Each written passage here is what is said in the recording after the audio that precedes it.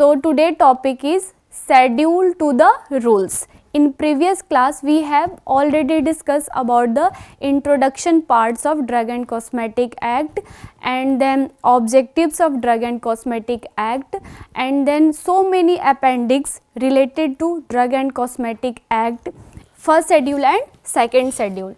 So Drug and Cosmetic Act to the schedule.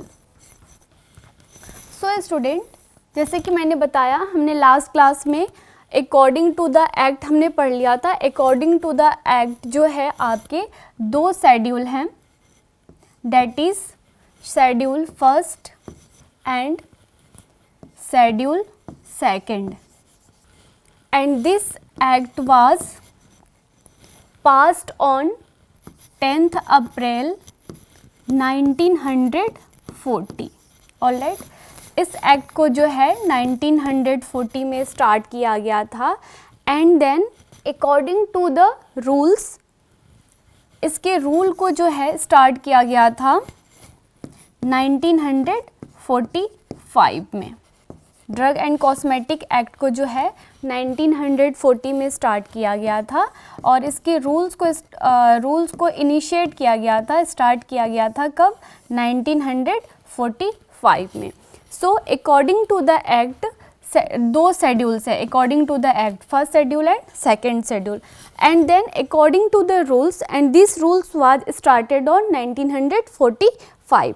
So according to the rules, so many schedules. In previous class we have already discussed about the schedule A, B, C, C1, D, E, E1 and then FF. In today class we are going to discuss about next schedule to the drug and cosmetic rules. आज की class में हम लोग schedule G और भी schedules हैं उसके बारे में डिस्कस करेंगे। According to the schedule G, इसके अंदर हम लोग क्या पढ़ते हैं कि जो भी ड्रग्स हैं, ठीक है ना, ड्रग सब्सटेंस हैं, उसको यूज्ड किया जाता है मेडिकल सुपरविज़न के थ्रू, ठीक है ना। जो भी डॉक्टर्स के थ्रू ही हम लोग इसको क्या कर सकते हैं, यूज्ड कर सकते हैं। विदाउट मेडिकल या विदाउट डॉक्टर की जो है मेडिसिन्स को हम नहीं ले सकते, ठीक है ना। तो इसको जो है जो भी आपके मेडिकल सब्सटेंस हैं, ठीक है ना, वो प्रॉपर लेबल्ड होने चाहिए। मीन्स जो भी आपके ड्रग्स हैं, ठीक है ना, वो ड्रग आपका मेडिकल सब्सटेंस जो है, जो भी आप यूज़ कर रहे हैं अपन, ठीक है, वो क्या होना चाहिए, प्रॉपर लेबल्ड होना चाहिए। उसकी लेबलिंग जो है वो क्या होनी चाहिए, प्रॉपर होना चाहिए। और इस ड्रग्स को जो है हम लोग कोई भी डॉक्टर्स के प्रिस्क्रिप्शन के ही ले सकते हैं। तो वो अकॉर्डिंगली इस चीज़ को जो है जैसे जो भी ड्रग्स की लेबल है, ठीक है ना, या उसकी जो भी कंपोजिशन है, वो सारी चीज़ें एक प्रॉपर मैनर वे में लेबल्ड होना चाहिए उस ड्रग के कंटेनर पे। तो ये ड्रग हमारी किसके अंदर आती हैं, तो ये शेड्यूल ड्रग्स के अंदर आती हैं, ठीक है। नेक्स्ट है हमारा schedule H. According to schedule H, various drug to be sold on the prescription of RMP. RMP means registered medical practitioner, ठीक है। मतलब शेड्यूल H के अंदर जो भी ड्रग्स आएंगी, उस ड्रग के अंदर जो भी आपके स्पेशलिस्ट होंगे, जो फार्मासिस्ट होंगे, उसके प्रिस्क्रिप्शन के थ्रू ही हम लोग इस ड्रग को इनटेक कर सकते हैं, इस ड्रग को ले सकते हैं। तो जो भी दवाइयाँ सेल की जाती हैं, जो भी दवाइयाँ बेची जाती हैं, उसके अंदर जो है आपके प्रिस्क्रिप्शन ड्रग को ही सिर्फ हम क्या कर सकते हैं, सेल कर सकते हैं अकॉर्डिंग टू शेड्यूल H, ठीक है। सो शेड्यूल H में जो है आपके प्रिस्क्रिप्शन ड्रग, मतलब ऐसी ड्रग जो कि आपके कोई भी मेडिकल प्रैक्टिशनर या डॉक्टर्स के थ्रू जो भी दवाई प्रिस्क्राइब की गई है, उस ड्रग को ही हम लोग ले सकते हैं। तो ये आपके बेसिकली शेड्यूल H के अंदर दिया गया है। RMP का फुल फॉर्म होता है रजिस्टर्ड मेडिकल प्रैक्टिशनर। तो जो भी आपके रजिस्टर्ड मेडिकल प्रैक्टिशनर होंगे, उसके थ्रू वो सारी दवाई जो है आपके, वो सारे ड्रग्स जो है आपके किसके अंदर होगा, आपके शेड्यूल H के अंदर, और आप उसके थ्रू ही ये दवाई या ये ड्रग्स जो है ले सकते हैं। सो नेक्स्ट हम देखेंगे शेड्यूल HX में जो भी एंटीबायोटिक्स ड्रग्स होती हैं उसको मिसयूज़ ना किया जाए, ठीक है, उसको मिसयूज़ ना किया जाए, मतलब उसको जो है आप मिसयूज़ नहीं कर सकते हैं, इसलिए शेड्यूल HX को जो है according to drug and cosmetic act इसको यूज़ किया गया है, रिक्वायर्ड किया गया है, ठीक है। So according to schedule HX for reducing या for reduce the misuse of antibiotics and other drugs, ठीक है। So according to schedule HX जो भी दवाई मिसयूज़ की जा रही है उसको रिड्यूस करने का जो काम है वो आपके शेड्यूल HX के अंतर्गत दिया गया है ड्रग एंड कॉस्मेटिक रूल्स में, ठीक है। नेक्स्ट शेड्यूल था हमारा शेड्यूल J। शेड्यूल J में हम लोग क्या पढ़ते हैं, इसमें जो है कोई भी अगर आपकी डिज़ीज़ हो रही है उस डिज़ीज़ को जो है ट्रीट परमानेंटली नहीं किया जा सकता, ठीक है, बट उसको जो है करेंटली मार्केट में ऐसे ड्रग्स हैं कि उस डिज़ीज़ को जो है रिड्यूस किया जाता है बट परमानेंटली वो डिज़ीज़ जो है ट्रीटेबल नहीं है, ठीक है। सो कंट्रोल में भी इसमें disease could be controlled, control में be possible, disease not be treated, disease को जो है परमानेंटली ख़त्म किया नहीं जा सकता, ठीक है, डिज़ीज़ नॉट बी ट्रीटेड। सो ये 2 पॉइंट्स इसके अंदर बहुत इंपॉर्टेंट है कि मतलब जो भी आपके डिज़ीज़ हो रही हैं उस डिज़ीज़ के रिगार्डिंग हम मार्केट में ऐसी मेडिसिन या इस तरह से ट्रीटमेंट अवेलेबल है कि उस डिज़ीज़ को जो है कुछ टाइम के लिए रिड्यूस किया जा सकता है बट परमानेंटली उस डिज़ीज़ को जो है ख़त्म किया नहीं जा सकता। ऑलराइट, सो कंट्रोल में भी पॉसिबल, डिज़ीज़ को कंट्रोल करने के लिए पॉसिबिलिटी है बट उस डिज़ीज़ को जो है परमानेंटली उसके लिए कोई भी इस तरह से मेडिसिन्स या कोई भी टेक्निक्स मार्केट में अवेलेबल नहीं है जिससे उस डिज़ीज़ को परमानेंटली रिड्यूस किया जाए। फॉर एग्ज़ाम्पल बहुत सारी ऐसी डिज़ीज़ हो सकती हैं, कैंसर, ठीक है, मेंटल रिटार्डनेस, ठीक है, और जेनेटिक डिज़ॉर्डर्स, ठीक है। तो इस तरह की जो डिज़ीज़ हैं वो परमानेंटली ट्रीटेबल नहीं है, परमानेंटली उस डिज़ीज़ को जो है हम ट्रीट नहीं कर सकते, परमानेंटली वो डिज़ीज़ जो है क्योर नहीं हो सकती। So this all terms comes under the schedule J, ठीक है। शेड्यूल J में हमने क्या पढ़ा, various disease date can not be treated by any drugs currently in market, market के अंदर इस तरह से ना कोई ऐसी मेडिसिन या ड्रग ना डिवाइस आई है जिससे कि जो बीमारी है उसको कम किया जा सके, मतलब परमानेंटली ख़त्म किया जा सके, उस डिज़ीज़ को रिड्यूस किया जा सकता है बट परमानेंटली उसको ख़त्म करने की इस तरह से कोई भी मार्केट में करेंटली कोई भी इस तरह से फैसिलिटीज़ जो है उपलब्ध नहीं की गई है। नेक्स्ट है हमारा शेड्यूल K। शेड्यूल K में जो है आपका list of drug accepted from the provision of the market manufacturing of drugs, इसमें जो है मैन्युफैक्चर करने के लिए जो भी आपके ड्रग्स के लिस्ट है वो मना किया है, ठीक है ना, मतलब इसमें हम विदाउट किसी भी स्पेशल प्रोविज़न के ड्रग्स को ना इंपोर्ट कर सकते हैं या ना उसको मैन्युफैक्चरिंग कर सकते हैं according to the schedule K। Next है हमारा schedule M। Alright, schedule M, इसमें हम गुड मैन्युफैक्चरिंग प्रैक्टिसेस पढ़ा जाता है, ठीक है, शेड्यूल M में। Schedule M also they could B divided into सब parts like M1, M2 and M3। So schedule M में बेसिकली गुड मैन्युफैक्चरिंग प्रैक्टिस के लिए क्या क्या रिक्वायर्ड होती है, किस किस चीज़ों की नेसेसरी होती है, रिक्वायरमेंट्स ऑफ फैक्ट्री, कोई भी फैक्ट्री या इंडस्ट्री को जो है अगर हम इनिशिएट करते हैं, स्टार्ट करते हैं तो उसके लिए हमारे को उस एरिया, उस इन्वायरमेंट की नेसेसरी होती है, ठीक है। And then requirements for plants and equipments, ठीक है।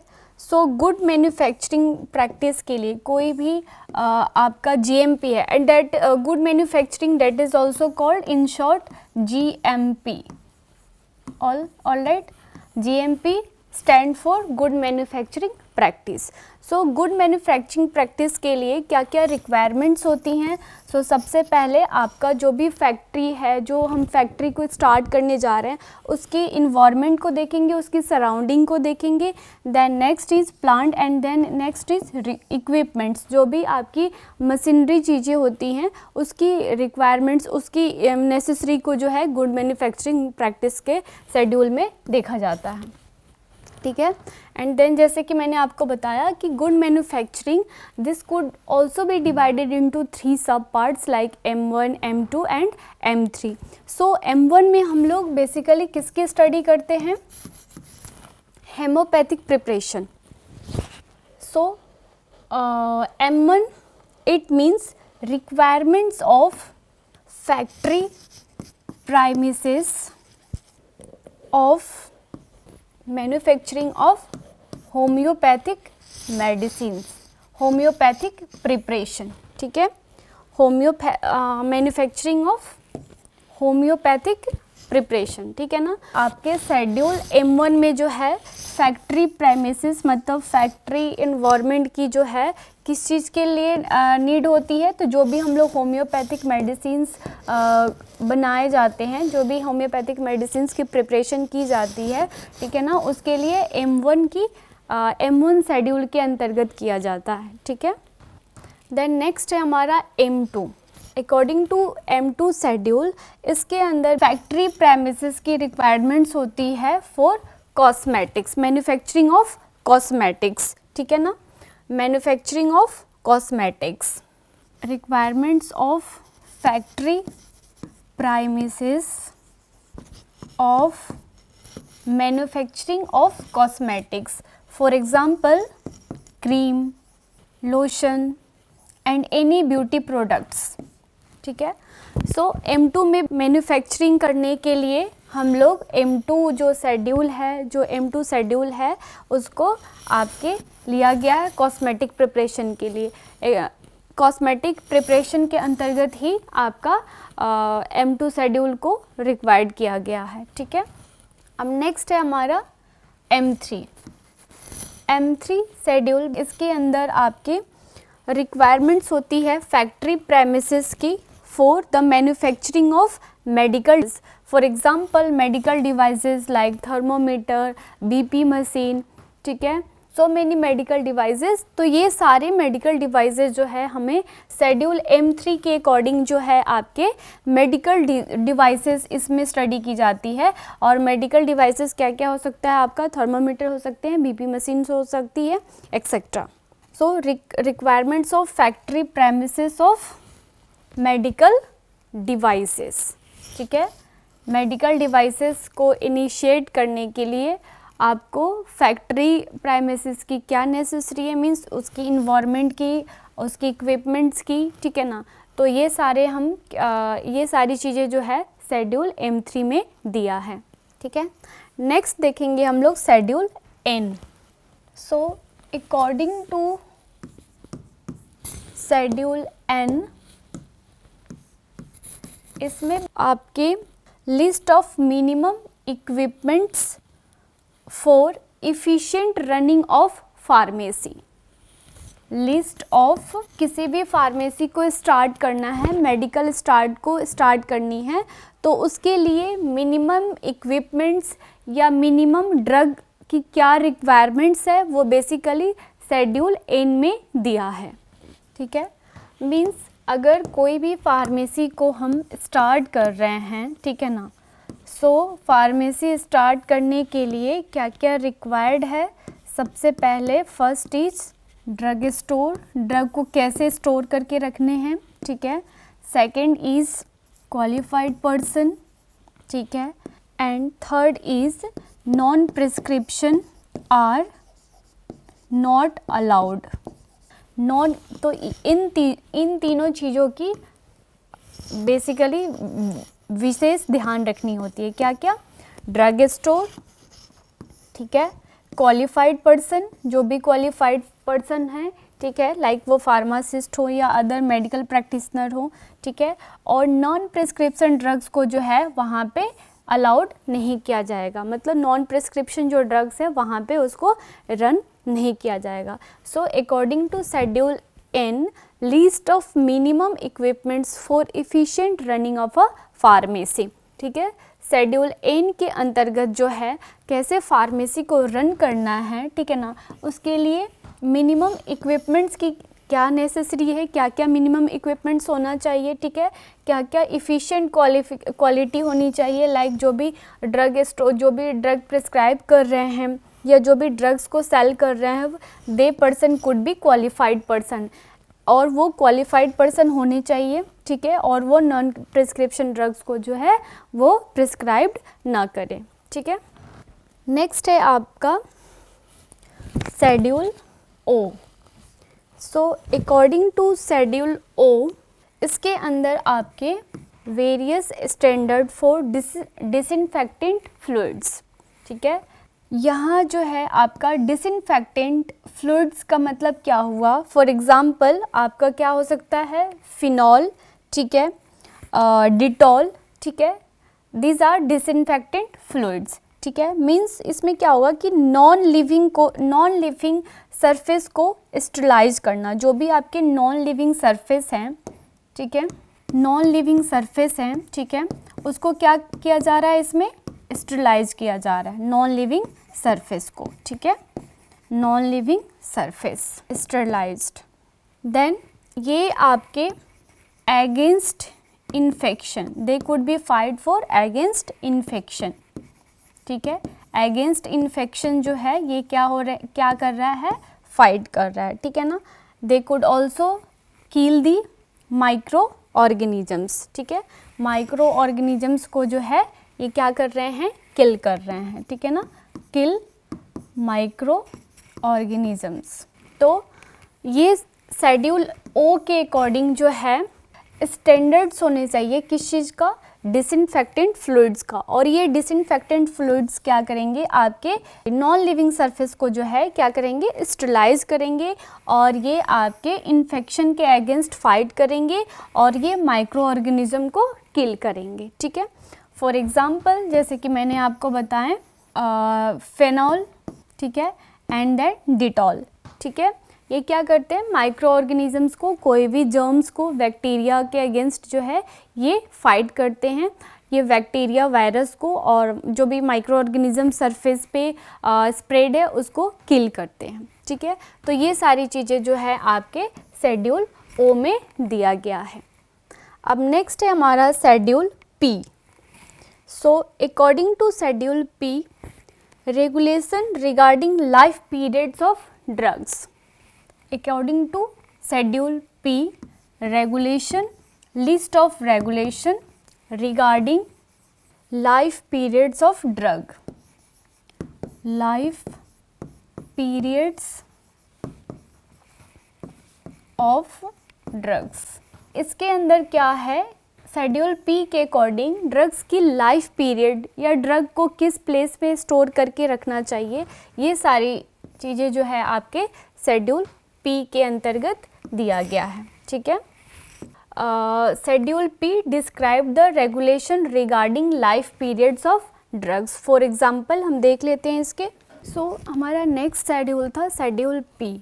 शेड्यूल पी में जो है हम लोग life periods of drug means basically हम लोग जो ड्रग की स्टोर करते हैं, ठीक है ना, स्टोरेज ऑफ वेरियस ड्रग्स, ठीक है ना, various drug, storage of various drugs को जो है हम मीन्स इसको किस तरह से स्टोर किया जाता है, ठीक है ना, उसकी लाइफ पीरियड्स क्या है उस ड्रग की, ठीक है ना, उसके रिगार्डिंग हम लोग शेड्यूल पी में स्टडी करते हैं। हम एग्जांपल्स में देख लेते हैं। For example name of drugs, ये हमारी नेम ऑफ ड्रग्स हैं, जैसे कि एम्पिसिलिन का पीरियड इन मंथ, इसकी लाइफ पीरियड कितनी होती है, वो 36 मंथ, ठीक है, और इसके स्टोरेज कंडीशन, इसको कहाँ पे स्टोर करके रखना चाहिए, तो कूल प्लेस पे, ठीक है। देन नेक्स्ट हमारा एग्जाम्पल है, example of drug according to schedule P is gentamicin sulphate. Gentamicin को लाइफ पीरियड जो है वो 16 मंथ होती है, ठीक है, और इसको भी, इसकी कंडीशन भी हम कूल प्लेस पे इसको स्टोर करके रख सकते हैं, ठीक है। देन नेक्स्ट ड्रग है हमारा इंसुलिन इंजेक्शन। इंसुलिन इंजेक्शन की लाइफ पीरियड जो है आपका 24 मंथ होता है, और इस ड्रग को जो है at temperature between 20 degree Celsius 80 degree Celsius, ठीक है, 20 डिग्री सेल्सियस और 80 डिग्री सेल्सियस के टेम्परेचर पे हम इसको स्टोर करके रख सकते हैं। And then must not be allowed to be freeze. इसको जो है इस चीज़ का ध्यान रखना चाहिए कि इसको जो है फ्रीज़ के कंडीशन में नहीं लाना है या बहुत ज़्यादा कूल प्लेस पे इसको नहीं रखना है, ठीक है। इसकी टेम्परेचर कितनी होनी चाहिए, 20 और 80 डिग्री सेल्सियस इंसुलिन इंजेक्शंस की, और इसकी लाइफ पीरियड कितनी होती है, 24 मंथ। तो these are the basic definition of schedule P. Schedule P में हम लोग क्या देखते हैं, life periods of drug. Drug की लाइफ पीरियड कितनी है वो हम किस में देखते हैं, शेड्यूल पी में देखते हैं, ठीक है। देन नेक्स्ट है हमारा शेड्यूल P1। हम लोग देखते हैं ड्रग पैकेज साइज, ठीक है ना। दे could be describe the pack size of drug. Drug की पैकेजिंग साइज क्या है वो किस में देखा जाता है, शेड्यूल P1 में, ठीक है। सो ड्रग की पैकेजिंग साइज जो है, जैसे कि जो रिटेल कर रहा है, ठीक है ना, जो ड्रग को रिटेल कर रहा है, जो ड्रग को बेच रहा है, वो सबसे पहले क्या इसमें देखा जाता है, ड्रग की पैकेजिंग साइज किसके अंदर, शेड्यूल P1 के अंदर, ठीक है। देन नेक्स्ट है हमारा शेड्यूल Q। शेड्यूल Q में हम लोग क्या देखते हैं, इसके अंदर जो है contain a list of drugs. List of schedule Q, इसके अंदर हम लोग क्या देखते हैं, list of drug, as, dye, colours, ठीक है, and pigments, and they also divided into 2 parts. First part में हम लोग क्या देखेंगे, जो भी कॉस्मेटिक्स हैं या सॉप है उसकी कलर, ठीक है, पिगमेंट, ठीक है।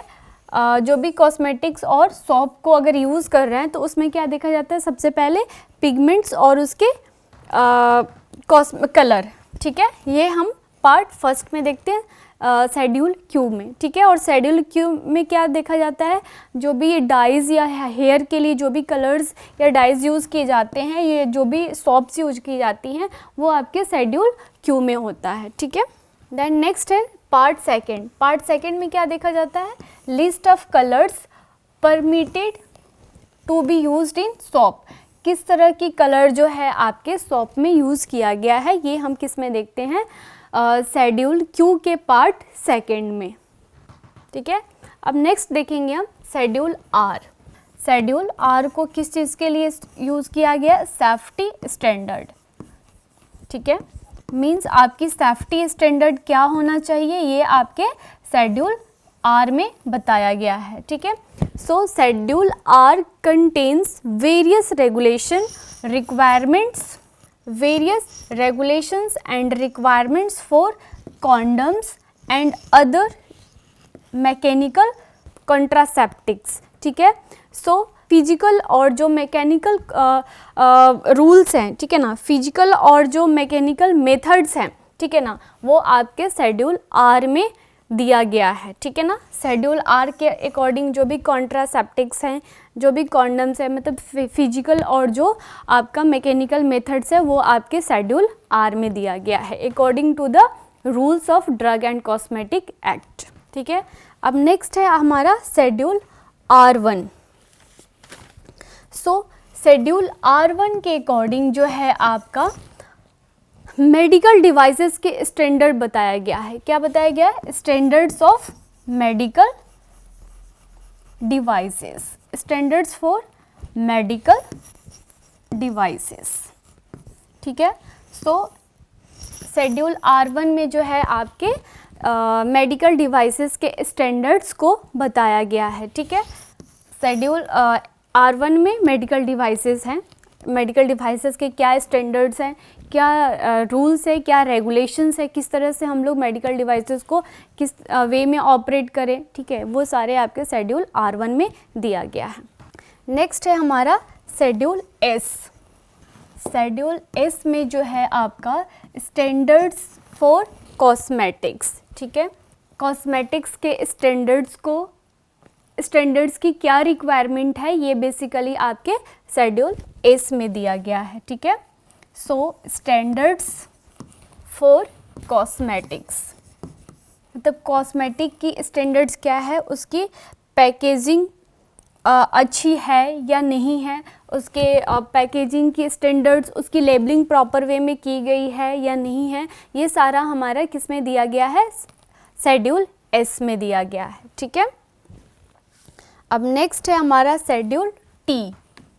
So according to schedule T में जो है आपका फैक्ट्री, मतलब जो भी हम ड्रग्स की मैन्युफैक्चरिंग कर रहे हैं, ठीक है ना, उसके लिए बेसिक रेगुलेशंस क्या है, बेसिक रिक्वायरमेंट्स क्या हैं फॉर द आयुर्वेदिक, सिद्धा एंड यूनानी ड्रग्स के लिए, ठीक है। So contain various regulation of Ayurvedic, various regulations and requirements of, various regulation and requirements of, various regulation and requirements for manufacturing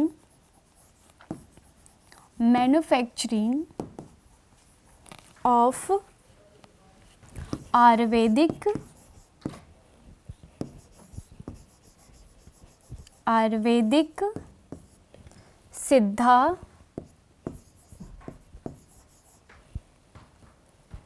सिद्धा, एंड यूनानी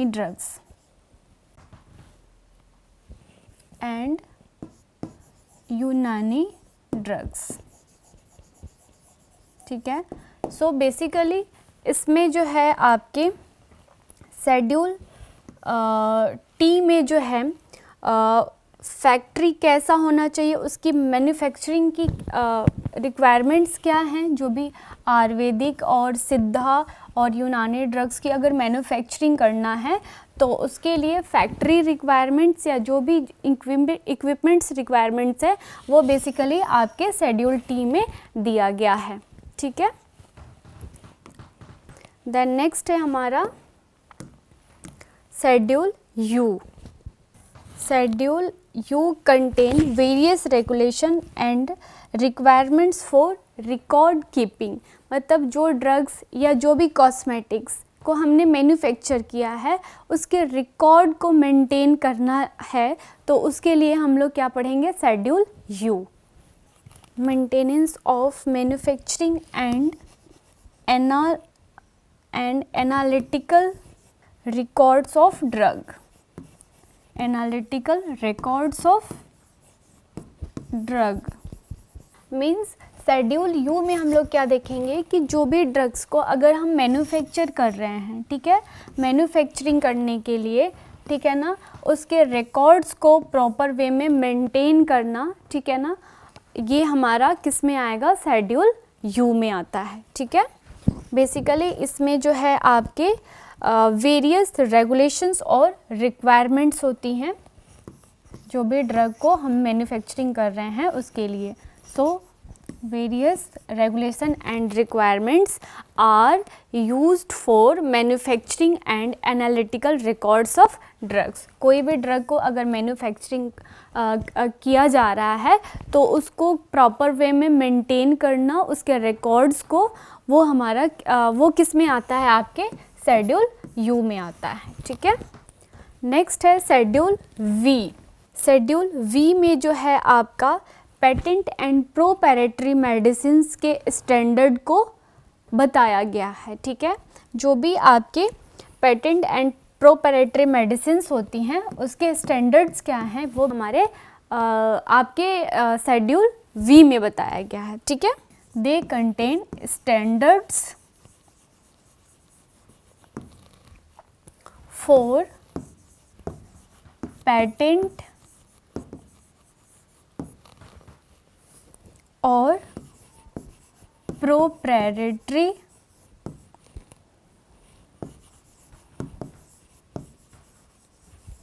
मेडिसिन। ठीक है, फॉर एग्जाम्पल लाइक डोलो। ठीक है, डोलो हमारा अगर 650 mg का है, ठीक है ना, तो उस ड्रग को अगर हमने पेटेंट करा लिया है, ठीक है ना, और कंपनी या कोई अदर पर्सन किसी और नेम से अगर उसको सेल आउट करना चाहता है तो वो इस डोज में नहीं कर सकता है, ठीक है ना, या इस नेम से नहीं कर सकता है। ठीक है, नेक्स्ट है हमारा schedule W, list of drug to be market under generic name. List of they contain list of drugs to be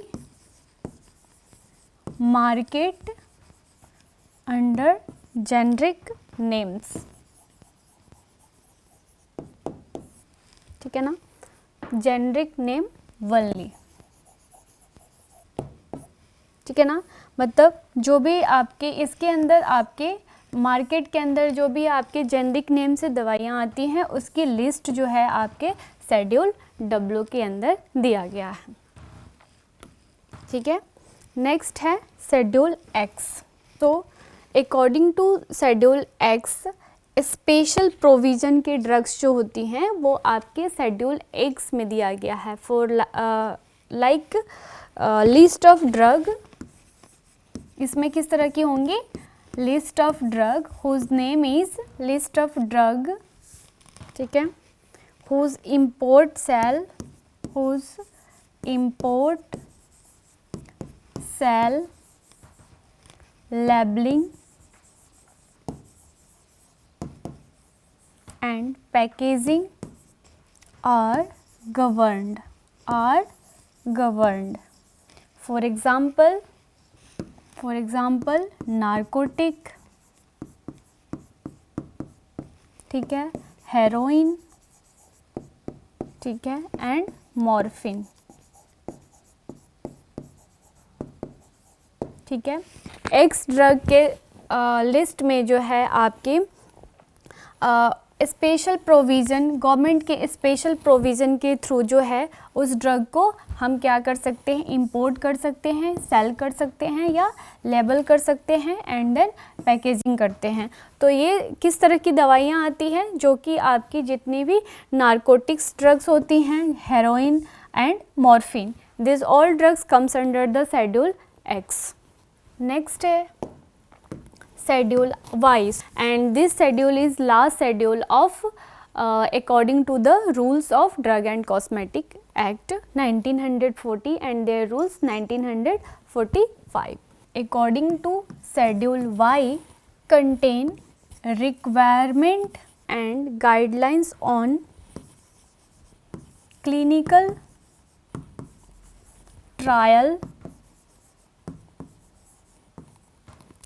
trials for import and manufacturing of new drugs। ठीक है, अकॉर्डिंग टू शेड्यूल वाई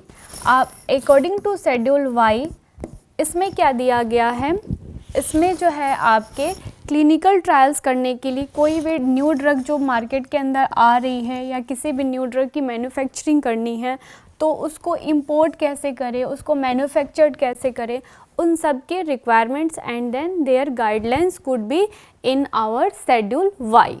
ठीक है, according to schedule Y हमें क्या पढ़ना होता है, इसमें जो भी क्लिनिकल ट्रायल्स के थ्रू दवाई न्यू ड्रग्स मैन्युफैक्चर होती हैं उसका मैन्युफैक्चरिंग करने के प्रोसेस या मैन्युफैक्चरिंग करने के स्टैंडर्ड्स या इंपोर्ट के स्टैंडर्ड्स को बेसिकली आपका किस में दिया गया है, शेड्यूल वाई में दिया गया है। So today topic is completed. Next class में हम लोग पढ़ेंगे इंपोर्ट ऑफ ड्रग्स। आज के क्लास में हमने ये सारे शेड्यूल्स को कंप्लीट कर लिया है। नेक्स्ट क्लास में हम लोग इंपोर्ट ऑफ ड्रग्स पढ़ेंगे। Thank you students.